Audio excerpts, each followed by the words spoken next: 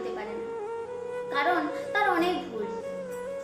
বেশিরভাগ পুরুষদের যদি জিজ্ঞাসা করা হয় আপনার প্রিয় নারী কে, স্বাভাবিক অনেকজন উত্তর দেন আমার মা বা মেয়ে বা বোন, অথবা কেউ বলে নানি, কারণ তারা তাকে কোলে পিঠে করে মানুষ করেছে। এমন অনেক সম্পর্কের কথাই উঠে আসে, শুনলে খুব অবাক লাগে।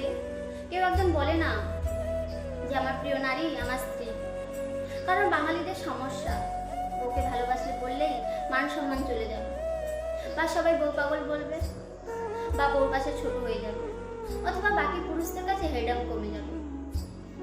এমন একজন কি পুরুষ নেই যার বেডের পাশে নির্ঘুম রাত কেটেছে তার স্ত্রী, বা জীবনের যুদ্ধটা একসাথে করবে বলে বাপের বাড়ির অভিজাতটাকে দূরে রেখে স্বল্প বেতনের ছেলেটার হাত ধরে বাপের বাড়ি ছেড়ে এসেছে।